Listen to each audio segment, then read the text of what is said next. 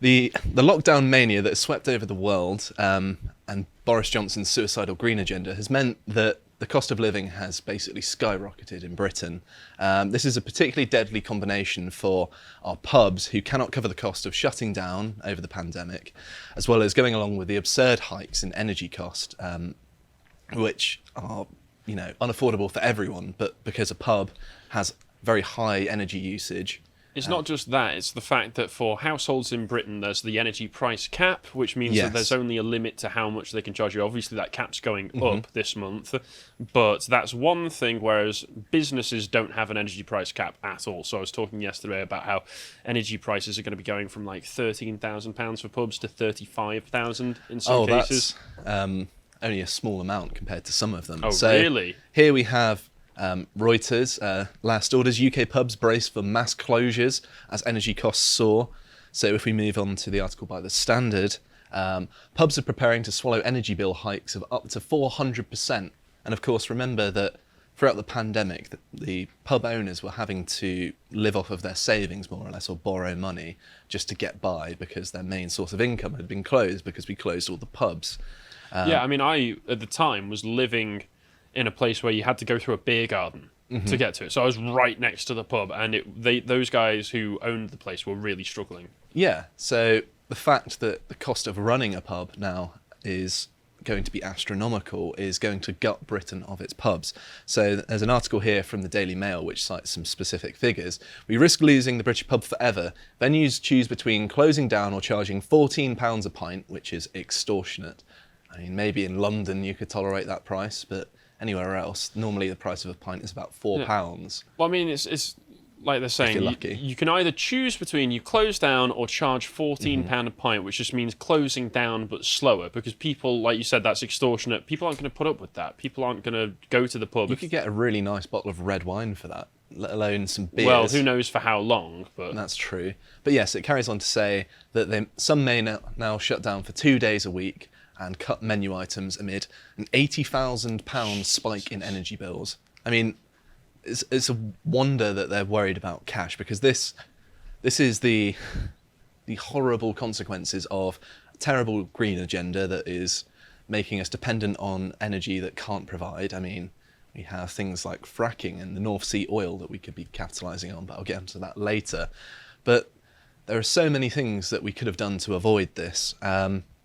So here's an article, another one from The Standard. Will the last pub in Britain to close please turn out the lights? And they're basically looking at this pub exodus and saying that, well, in, say, 100 years' time, will there even be any pubs left? So apparently, George Orwell's favourite pub is among those under severe threat. I'm sure loads of communists are delighted at that. Apparently the British Beer and Pub Association, the trade body even, whose members own half of the UK's 47,000 pubs, say thousands of pubs will close rapidly unless the government does something to ease their energy bills. Apparently the sector employs nearly 1 million people, and between 2019 and 2020, pub numbers fell by 13,600, or 22%. So we've already lost a sizable portion already. And apparently there was another fall of 15% in 2021. So this is devastating already, and it's going to get a lot worse. Yeah, this has been something that's been going on for longer than just 2019 through 2020 until now as well. It's been going on for ages. You've seen for years news reports of however so many pubs closing down, 15%, 20%, 30% of pubs closing down over a particular period of time. And it is a real shame, because anybody who lives in England knows that we like our pubs. We certainly do, and I'm going to be talking about the cultural significance of them I'll let in you great deal once I've given a few examples. So one of the examples is from the Bournemouth Echo here, is a Dorset pub, which coincidentally is the county that Bournemouth is in, closes after £58,000 increase in utility costs. So how can a business run when it has costs like that? It's absurd. And the fact that we are gutting the heart of our communities here is just unforgivable. I mean, all the people that called for lockdown, this is the consequence. You're basically going to be living in the pod, eating the bugs because you ruined your country. And we're seeing it. I mean, you are right when you use that term, heart of the community, because the pub, and this is one of the reasons that I think this sort of stuff is intentional right now, which is the pub is the place where you can all meet up on the weekend or on a weekday with a bunch of friends who you maybe don't get to see very often outside of going to the pub with them, and you can just talk. You can switch off from politics, you can switch off from your job, and you can be a normal person. Whereas it's also a place that is almost exclusively patronised by the native Britons as well. Yes, I noticed that as well. You don't get that many foreigners in pubs most of the time. And more often than not, if they are an immigrant, they're normally kind of Britishized and integrated, aren't they? They have the same values as us and kind of culturally indistinguishable. So it's like a benchmark of how British you are is how much you value the pub.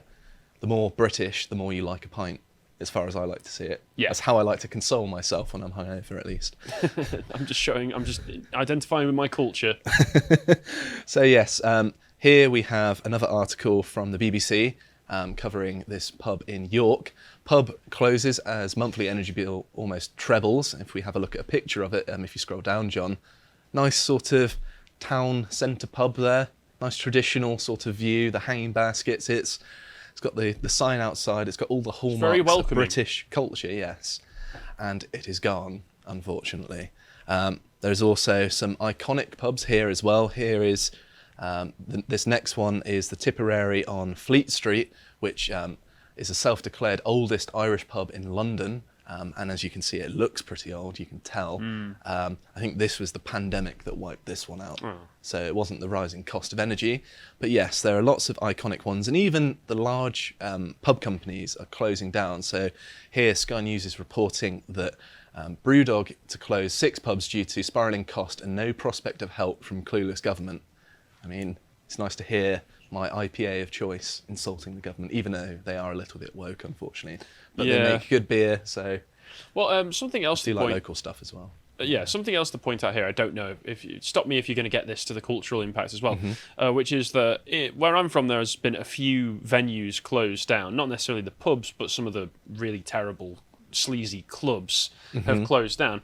But most of the time, those buildings that they're occupying don't end up getting used for anything anytime soon. They stay vacant for a very long time because normally the areas in which these places are, they try and optimise for high footfall and normally more for the nighttime economy. So so they end up just sort of hanging around as this empty shell, like a corpse, just lingering. It is like we're hanging the corpses of our culture out to display to everyone that we're a dying country. I know it's so depressing to put it that way. Listen, we're not being overwrought about the pubs, okay? Ask anybody who's English. Pubs are vital to the culture that we have here. If we can't get our pints, there will be riots in the streets. I welcome it. I mean, I'm saying that a bit tongue-in-cheek, but actually, yes, it kind of is true. Yeah, no, Imagine all the North FC types. Yeah, North FC will rise up against the government. It'll be like a horde of... A plague of locusts will descend on the south, all wearing their football shirts. Yep. Drinking our Parliament pints. will be taken. Downing Street salted. Well, this is just making it sound good. Yeah, I was going to say nothing of value lost. But to carry on reading from this article, James Watt, the founder and chief executive of the company, said in a LinkedIn post that the hospitality sector faces sheer rabbit in the headlight paralysis of this zombie government as rocketing costs threaten the future of many pubs, restaurants and bars. He said it was heartbreaking to lose 6 pubs, but added, reality in the hospitality space is starting to bite and bite hard, and the government needs to get a grip now. And I quote directly here, if nothing happens, the UK looks set to lose half of its pubs and bars and all the millions of jobs these locations provide, as well as the vital role they play in the local communities. And this is kind of resonating on a very important point, and I wanted to emphasise why this isn't just me whinging about losing my favourite haunts. It's that they have a really important role in British society and British culture. So obviously the most self-evident thing is that there is going to be a large social impact. The pub is the beating heart of any British community, really. It's where we meet our friends and socialise with our neighbours, people we wouldn't otherwise talk to, but we feel like we're in a community because you go to the local pub, you've got all the people that live around you, and you start to make connections with the people who live near you, at least if you live in a relatively nice area. Yeah, But you're a pint or two down, you're a bit looser than usual, you're probably more likely to go to talk to somebody that you've not interacted with before, especially if they're in the same situation. But where I grew up, there's a really strong local community, and you could go into a local pub and see people you recognised, and it really felt like you were a part of something bigger than yourself. And the fact that it's a place where you build bonds with other people and become closer to them, well, it's just going to further isolate people, make them atomised individuals with no connections to the outside world, and therefore easier to control. I mean, I couldn't possibly name all of the memorable situations I've had in pubs and the meaningful things that have happened. Debates have been won and lost. Loves have been loved and lost in the British pub. Almost going to turn into poetry here. Drinks spilled. Oh, plenty of that, Glasses yeah. smashed. Although I've never done that, to be fair. Have you never smashed a glass? Impressive. Only when working behind the bar. Yeah, I think I've only done it working behind the bar as well. But no matter what pub you're in, all across the country, if you smash the glass, you'll get the signature. Whee! No matter where you are. And that's how you know that this is a country worth fighting But the for. thing is, it's never malicious. So whenever I smashed a glass and people went, wee, I was just like, I'd take a bow. Yeah. Really lean into it, because it's funny that people reacted that way, because it's infantile and needless. But yes, but it's such a shame that a place where many millions of other British people have spent treasured time with one another are going to be disappearing forever. Of course, there's also the fact that one thing I love about the British pub is that even in a small village, they'll have a nice pub, won't they? And I'm sure you've been to many before. And I've got lots of good anecdotes. I've got lots of good anecdotes of going camping on Dartmoor for a couple of days and then coming across this rural village tucked away in a valley, untouched by the outside world. And then you go in there for a nice meal and a pint before going back out into the wilderness. And it's like the most wholesome thing after you've been doing some hard graft. You go out into the world. As well, the owners of these places tend to be like figureheads of the community almost. Well, yes. And for many people, the pub is the centre of their community. And particularly in these more rural areas, these are the only places where they can really gather, isn't it? That if their one pub in their village closes down, well, they all going to cram into someone's house and do it informally. Yeah, if you're a little village and you start taking all of your meetings in like random fields and places, people are going to start asking questions. But yeah, many pubs rely on just a select group of loyal patrons, and they don't really get people from outside, so they can't really adapt to change quite as easily as you might otherwise imagine. And it means that a lot of these rural pubs that are the heart of communities are going to close, and it really is kind of devastating. And when I was preparing this segment yesterday, I was kind of seething in the corner, just like, this is really bringing it home how much we've ruined this country, that one of the last bastions where British people can go and actually enjoy other people's company in their own culture, in a familiar place, and it is getting destroyed. And of course, I haven't touched on the fact that they're all very historic a lot of the time. Many of our pubs are many hundreds of years old. Many of them are older than the country of the United States. We still have pubs open today that were frequented by historic figures. So there are pubs in London and Stratford-upon-Avon that are frequented by Shakespeare and people like Dickens. And you can go to a place where Tolkien would have gone. All of these figures, you can go to the pub and it's more or less the same. I was in Oxford a month or two ago, and went on a little ghost walk, and they tell you about Tolkien and C.S. Lewis and the pubs that they used to go to. You'd stop around at places and be like, oh, this is where Tolkien and Lewis used to meet up and discuss ideas for the stories that they were writing. It really does give you a much more full picture of the area that you're in. Well, yeah, you're steeped in history, and it elevates the experiences you're having because you're in this lovely historic place. And you can't replace that. Once you lose a pub and it gets degraded, it's been closed down for a long time, even if someone comes along and buys it, it's not going to be the same. It's not going to have the same atmosphere. No. It's especially nice, I find, when they've got actual wood-burning fires. Yeah. Nothing quite like sitting down with a bunch of mates by a fire with a few pints. That is one way they might be able to avoid the energy costs, is having... I mean, the price of logs isn't going to go up too much, I imagine. Could do wood fire, start lighting candles around the place, really bring back the old school aesthetic. Well, all of my favourite pubs do that, to be fair. There are a lot of pubs that I go to back home in Plymouth where it's basically lit by candlelight. And it's lovely. It's got a much nicer atmosphere than these, I'm going to sound like Super Hands from Peep Show, but like these city boy pubs where it's all clinical and it's all just modernist nonsense. You don't want that, really. You want something nice and historic and to be steeped in history when you're enjoying people's company. Yeah, you want the layout and the actual structure of the building to be just a little bit asymmetrical as well. So here we have National Geographic looking at 7 of England's best historic pubs. And I'm not going to look at the actual article itself, but just have a look at the picture that they've included. John. So here, look at that pub. It's lovely, isn't it? That's brilliant. They've got the nice wood fire. They've got the traditional pub chairs that I'm pretty sure everyone's seen in at least a few pubs before in Britain. Sort of dark wood pews that you sit on. It's exactly what you imagine when you imagine Just looking a pub. at that makes me feel a bit warm and cosy inside. Exactly. And that is what the government has taken away from us. This is so Or infuriating. on I'm the way trying to. to stay relatively calm about this. You've but no I idea am, how angry he is about this. No, I am in angry. a very sincere way. And I really rightfully am so. angry. Rightfully so. So yes, it's worth mentioning as well that this is what British culture looks like. And if you want to learn a bit more about that, on the website we have a premium video, I believe it is with Beau and John Wheatley, titled What Are British Aesthetics? And this talks about what British aesthetics are like. And if you want to know a bit more about that, certainly check it out. So, it's also worth mentioning that this isn't the only attack on traditional British culture. Of course, the traditional pub food of fish and chips has been criticised, as we covered, I believe, last week on the podcast here. Yep, they'll be coming after bangers and mash next. No, you smile, but they will. It may well happen, to be fair. Although I'm not a fan of bangers and mash, and you've got to drown it in gravy for it to be palatable. Well, yeah, you get the gravy as well, but I mean, like actual nice gravy that's made from like the fat of the meat that you're making as well. They're coming after that. They're coming after everything. Instant gravy is haram.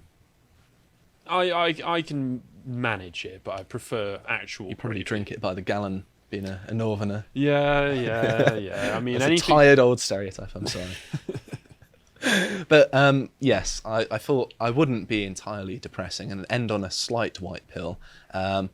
Is that Jeremy Clarkson is buying a pub despite the gloomy forecast? So there's at least going to be one pub open because it's going to be bankrolled. He's got the money to sustain it. Yeah, that's Jeremy Clarkson is actually becoming at this point kind of a stalwart Brit as far as I'm concerned. He's become a farmer, a pub owner.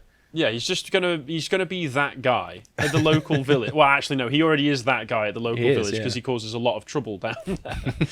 But no, it's good that somebody with the kind of financial resources that Clarkson has behind him is trying to do things to keep the country England. And there's something from up your way as well here in this next article. Cheshire Pub job advertisement pleads that snowflakes don't apply. And if you scroll down on this one, John, there should be a picture of the board somewhere. It's a quite lovely looking pub as well. It is a nice looking pub, yeah. There we go. Please ask inside for details. No snowflakes, please. Good. So that's what we want to see. That's based pubs out there North as well. FC right there. I looked into this because I was like, oh my goodness, Cheshire Pub, is this somewhere that I've been to before? It's not. And I don't know how accurate it is to say Cheshire because it's kind of near the Wirral area, approaching Liverpool. It's all lost on me. Yeah, well. I'm far too southern to understand this these is just references. the cultural differences showing here.